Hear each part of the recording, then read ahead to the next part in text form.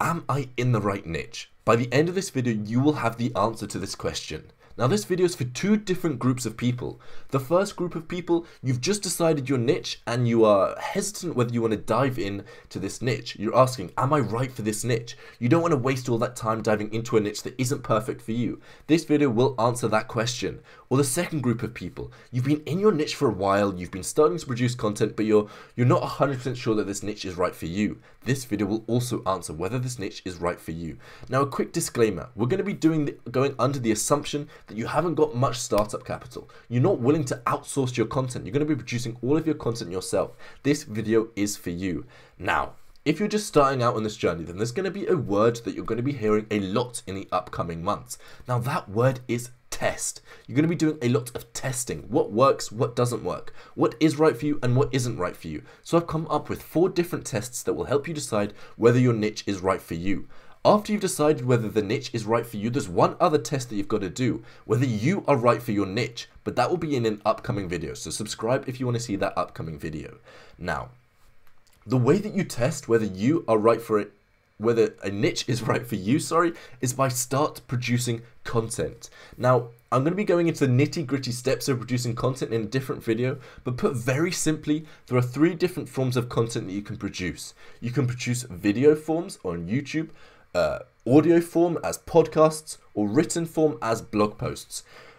Straight away from that list of 3, there should be one that stands out to you. Which one do you think you'll be most comfortable in producing content in? Now, once you've produced that, that is what we're going to be producing content in, and that is what we're going to run all 4 of these tests under that assumption of what form of content you're going to be producing content in. Let's get onto the tests. Now, test 1 is a very simple test, and you should be able to do it just mentally in your head. And it's to come up with 10 pieces of content that you think you can produce in this niche. Now what this test will do is it will test your basic understanding of your niche and the audience that you're going to be serving in this niche.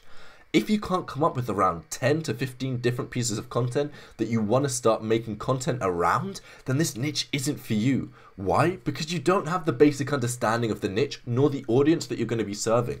If you can't think of 10 different pieces of content around this niche, then chances are you aren't the right person for this niche, because there will be other people out there in this niche who have more of experience with this niche, who can think of hundreds of post ideas to write about or to talk about or to make videos about. You won't be able to compete with them because you don't have a basic understanding. So in this niche that you're talking about, the first test is, can you think of around 10 to 15 different pieces of content that you could make around this niche? If the answer is no, maybe this niche isn't for you. If the answer is yes, then move on to test number 2. Great, test number 2. Now you've established that you have a basic understanding of this niche.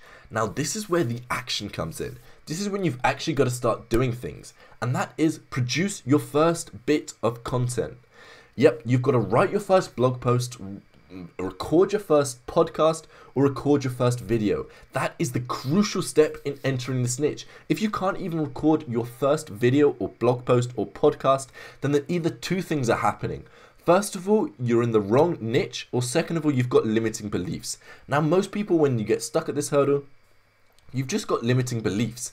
If that's you, if there's some limiting belief about producing your first piece of content, then I have one thing to say to you. It doesn't matter if this first piece of content is terrible.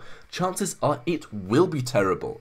But what matters is that most people won't even see this podcast because you're just starting out, or your video or your blog. It doesn't matter if it's terrible. In fact, you can even record the video or podcast or blog post and not publish it. What matters is getting over the hurdle of producing the first piece of content. Promise yourself that you're not going to put this piece of content anywhere. Therefore, it doesn't matter if it's terrible. This is for you, whether you can get over that hurdle of producing that first piece of content.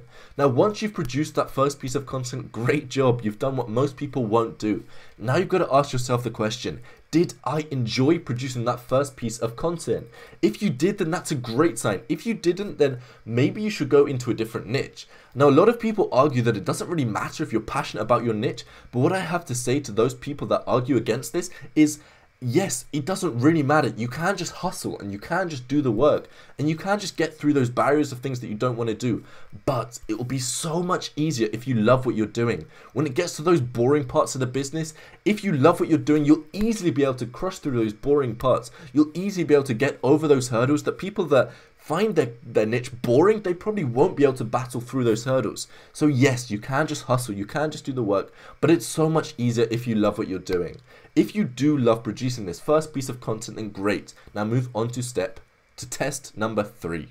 Now this third test will run you through the sustainability of this niche, whether you will be able to stay in this niche for a long period of time. And that is answering the question, how long did it take you to make this first piece of content?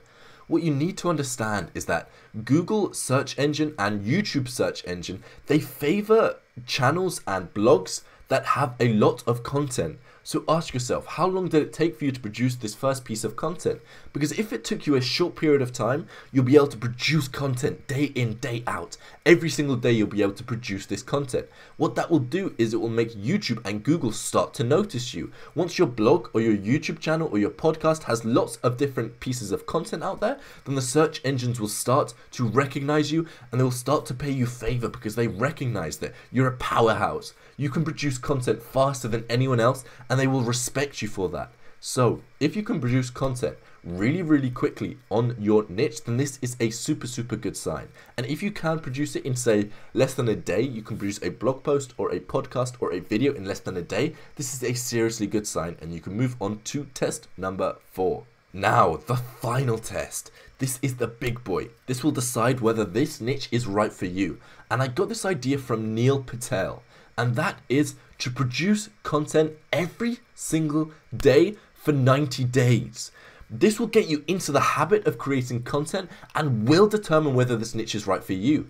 If you can come up with 90 bits of content in 90 days and produce that content day in and day out, then chances are this niche is right for you, because this will decide whether you find you are enjoyed, whether you get pleasure out from producing content, because if you don't, you'll fall off within those 90 days. And even if at the end of the 90 days you decide that this niche isn't right for you, then that's fine, because in those 90 days you've made the habit of producing content.